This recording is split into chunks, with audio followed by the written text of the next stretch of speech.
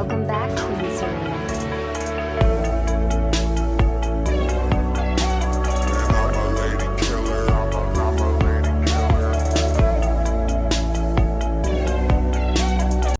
Assalamualaikum warahmatullahi wabarakatuh. Perkenalkan, nama saya Nur Asia, mahasiswa program studi sistem informasi dari UPBJJ Kendari dengan nomor NIM 052321525. Pada video kali ini saya akan menjelaskan mengenai tugas 2 struktur data, yaitu membuat program Java menggunakan counting sort dan merge sort. Baik, langsung saja. Ini merupakan tampilan dari program yang telah saya buat, counting sort dan ini merge sort. Saya membuatnya di aplikasi VS Code dan saya akan menjelaskan counting sort terlebih dahulu. Nah, jadi untuk mempermudah penjelasannya saya membuat ringkasan pada aplikasi Word. Ini adalah metode counting sort. Jadi counting sort fungsinya menghitung kemunculan elemen dan menggunakannya untuk menyusun array terurut tanpa perbandingan langsung antar elemen dari yang terbesar ke yang terkecil. Nah, di sini kita tampilkan baris kode inisialisasi variabel dasar, ada int n, int max. Nah, di dua baris ini kita menentukan dulu kebutuhan dasar sebelum menjalankan counting sort. Untuk variabel n berisi panjang array ini dipakai untuk looping dan ukuran array output. Pada find max sama dengan find max, dari sini memanggil metode lain untuk mencari nilai terbesar. Nilainya akan dipakai untuk menentukan ukuran array count. Selanjutnya kita tampilkan baris kedua adalah membuat array bantu. Di sini ada in count, in output. Nah, di bagian ini kita bisa membuat dua array yang akan membantu proses sorting. Jadi untuk count, ukuran count dalam max tambah 1, indeks array ini mewakili nilai elemen. Sementara hasilnya menyimpan jumlah kemunculan. Nah, terus output isinya nanti adalah hasil akhir setelah disorting. Selanjutnya kita masuk pada loop menghitung frekuensi. Jadi loop pertama digunakan untuk menghitung berapa kali setiap angka muncul dalam array asli. Di sini ada count art, ya seperti ini. Setiap elemen R dijadikan indeks array count. Misalnya angka 82 muncul sekali, jadinya akan seperti ini. Count 82 sama dengan 1 gitu. Selanjutnya kita mengubah frekuensi menjadi posisi descending. Nah, loop ini bertugas untuk mengubah frekuensi menjadi posisi akhir agar hasil urutannya descending. Jadi ini tampilan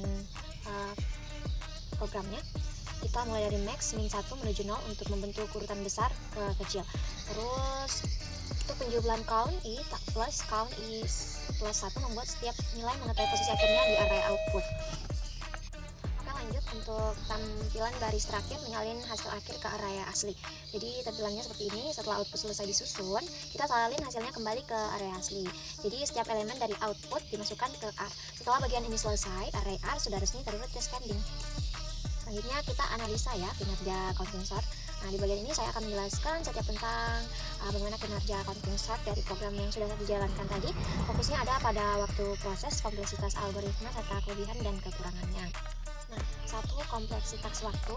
Jadi counting sort termasuk algoritma yang sangat cepat karena waktu prosesnya linear. Rumus kompleksitasnya adalah O dalam kurung N tambah K, di mana N itu jumlah data dan K itu nilai maksimum yang ada. Artinya selama nilai maksimumnya tidak terlalu besar, proses sorting bisa berjalan jauh lebih cepat dibanding algoritma sorting yang berbasis perbandingan. Terus 2, ada kompleksitas memori. Nah, untuk bagian memori, counting sort membutuhkan ruang tambahan sebesar O dalam kurung N tambah K. Ini karena program memakai dua array tambahan, satu untuk menghitung frekuensi count dan satu lagi untuk hasil sementara atau output.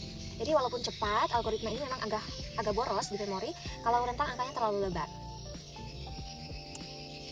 Terus ada ketepatan dan stabilitas. Jadi counting sort termasuk algoritma yang stabil, artinya kalau ada dua data yang nilainya sama, posisi relatifnya tidak berubah setelah diurutkan. Hal ini terjadi karena proses penyusunan elemen dilakukan dari belakang sehingga urutan awal masih dipertahankan.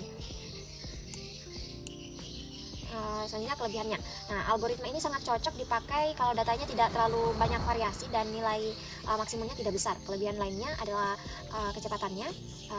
Hasil sortingnya bisa diperoleh dalam waktu yang sangat singkat meskipun jumlah datanya lumayan banyak. Kekurangannya yaitu counting sort tidak fleksibel untuk semua kondisi kalau rentang nilainya sangat besar. Jadi array count nantinya ikut membesar dan jadi tidak efisien di memori. Selain itu, algoritma ini juga hanya bekerja dengan baik pada bilangan bulat positif, sehingga tidak cocok untuk tipe data lain seperti pecahan atau objek. Nah, jadi secara keseluruhan counting sort itu memberi performa yang sangat baik untuk data yang ukurannya terkontrol. Jadi waktu yang dibutuhkan juga sangat singkat dan hasilnya stabil. Oke, sekarang kita masuk pada tampilan dari program ini. Jadi ini adalah tampilan awal untuk program Counting Chart Java. Ini adalah kode lengkap untuk membuat hasil akhirnya seperti ini. Oke, itu saja untuk penjelasan mengenai counting chart. Selanjutnya saya akan beralih pada merge sort descending. Oke, sekarang kita beralih ke merge sort descending. Jadi merge sort descending itu berfungsi untuk membagi array menjadi subarray, mengurutkan subarray tersebut lalu menggabungkan dengan urutan menurun atau yang disebut descending untuk hasil akhir. Nah, ini merupakan data awal. Jadi dalam fungsi main saya buat 8 variabel angka, lalu semua saya masukkan ke dalam array yang akan diurutkan. Nah, untuk sebelum prosesor berjalan, array ditampilkan menggunakan metode tampilkan array agar kelihatan perbandingan sebelum dan sesudah. Terus untuk menjalankan merge sort, di sini ada fungsi untuk akan membagi array menjadi dua sisi, kiri dan kanan. Kalau ukuran datanya masih lebih besar dari satu, proses pembagian terus dilakukan. Jadi ini merupakan tampilan dari program-program yang telah saya buat. Nah, setelah proses menjalankan merge sort, kita lanjut ke proses penggabungan. Jadi setelah pecahan array jadi kecil, barulah fungsi gabungkan bekerja pada bagian ini. Nah, dua subarray yang sudah terurut akan dibandingkan lalu digabungkan kembali pada bagian ini. Karena kita ingin hasilnya descending, perbandingannya memakai kondisi if array kiri. Nah, seperti ini kodenya. Jadi elemen terbesar selalu ditempatkan dulu. Terus kita akan menampilkan hasil akhir. Setelah semua bagian digabungkan kembali menjadi satu array lengkap, data ditampilkan lagi. Bagian ini memastikan bahwa seluruh elemen sudah tersusun dari nilai tertinggi ke rendah. Nah, untuk menghitung waktu frekuensi, saya ambil waktu mulai dari selesai menggunakan sistem nanotime. Hasilnya dihitung sehingga terlihat berapa lama merge sort ini berjalan. Nah, jadi data awal yang acak berubah menjadi urutan dari angka tertinggi ke terendah. Dengan 8 elemen, prosesnya berlangsung cepat, hanya beberapa mikrodetik. Selanjutnya kita analisa kinerja merge sort descending.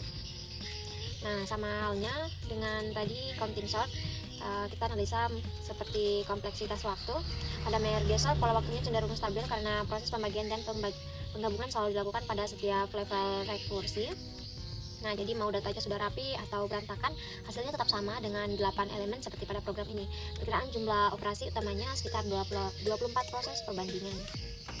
Selanjutnya kompleksitas ruang. Nah, merge sort membutuhkan ruang tambahan untuk menampung dua subarray sementara pada saat proses gabung. Nah, space complexity sama dengan O dalam kurung N. Untuk 8 elemen perkiraan memori tambahan yang dipakai hanya beberapa puluh bit karena dua array kiri dan kanan dibuat pada setiap level. Selanjutnya stabilitas. Nah, merge sort termasuk algoritma stabil karena posisi elemen yang sama nilainya tidak berubah setelah pengurutan. Walaupun pada kasus ini datanya beda semua, sifat stabil tetap berlaku. Selanjutnya kelebihannya.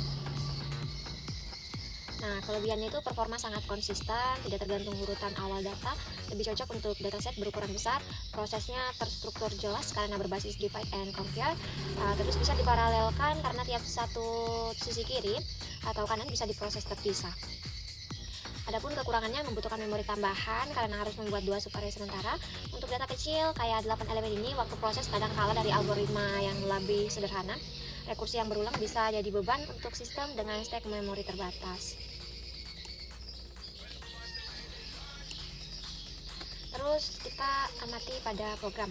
Nah, pada dataset di sini 45, 12, 78, 23, 89, 34, 56, 67. Nah, proses pemecahan array terjadi sekitar 3 kali karena log 8 dengan 3. Setiap level penggabungan tetap membutuhkan proses sejumlah elemen, 8 elemen tiap level. Jadi total operasi ini berada di kisaran 24 langkah penggabungan. Nah, waktu eksekusi sangat cepat, hanya dalam 6 detik atau mikrodetik. Jadi secara umum, merge sort descending bekerja sangat baik untuk data sedang hingga besar pada data kecil seperti di program ini, tetap berjalan cepat, hanya saja overhead rekursi dan pembuatan array sementara membuatnya sedikit lebih besar dibandingkan algoritma sederhana. Meski begitu, hasilnya tetap konsisten, rapi, dan prosesnya mudah dipahami. Oke, selanjutnya kita masuk pada tampilan dari program yang telah saya buat, yaitu merge sort descending. Nah, ini untuk tampilan setiap metodenya.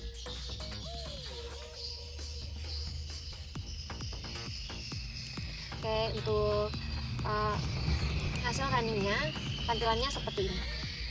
Oke, data sebelum diurutkan, data sesudah diurutkan, dan waktu eksekusinya bisa kita lihat. Nah, oke, itu saja untuk penjelasan pada praktik tugas 2 ini. Lebih dan kurangnya mohon dimaafkan. Wassalamualaikum warahmatullahi wabarakatuh.